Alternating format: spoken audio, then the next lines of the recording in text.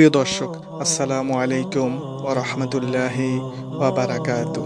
দর্শক, 1400 বছর আগে পৃথিবীর শ্রেষ্ঠ মানুষ, মানবতার মুক্তির দূত, আমাদের প্রিয় নবী হযরত মুহাম্মদ সাল্লাল্লাহু আলাইহি ওয়াসাল্লাম এমন কিছু খাবার পছন্দ করতেন যেগুলো শুধু সুস্বাদুই নয়, বরং স্বাস্থ্য ও বরকতে ভরপুর।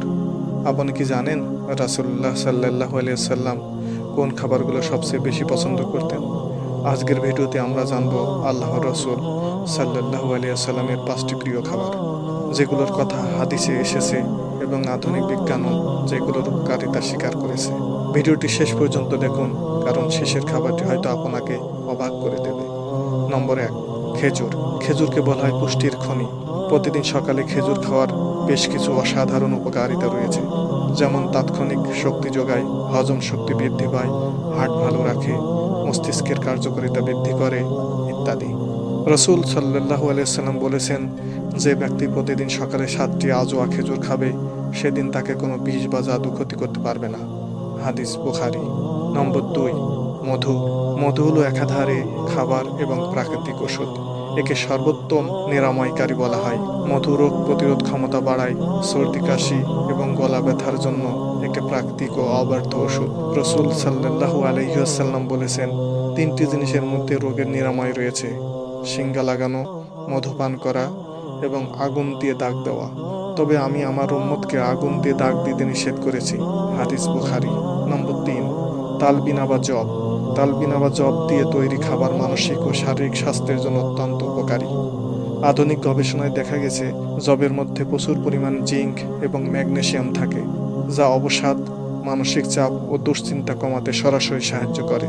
রসুল সাল্লাল্লাহু আলাইহি ওয়াসাল্লাম বলেছেন, তালবিনা অসুস্থ ব্যক্তির হৃদয়ে স্বস্তি আনে এবং শোকাতুর ব্যক্তির দুঃখ কিছুটা দূর করে দেয়।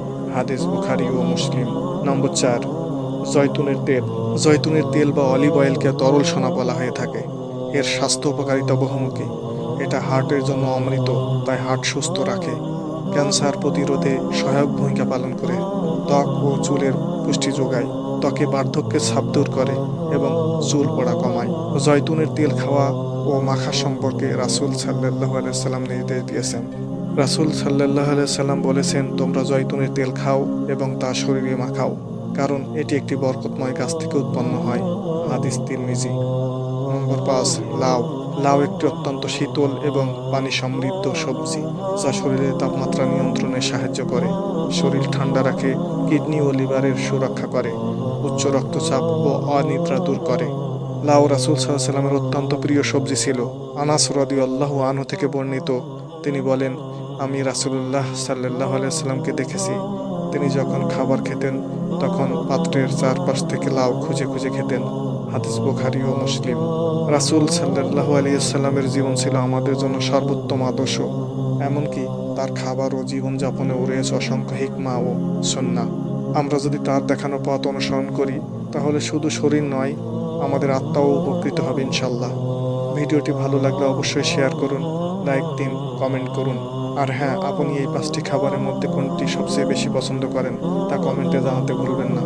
আরও ইসলামিক জ্ঞানভিত্তিক ভিডিও পেতে আমাদের চ্যানেলটি সাবস্ক্রাইব করুন, বেল আইকন চাপুন। আবার দেখা হবে কোনো এক ভিডিওতে। সেই পর্যন্ত ভালো থাকুন। আল্লাহ হাফেজ।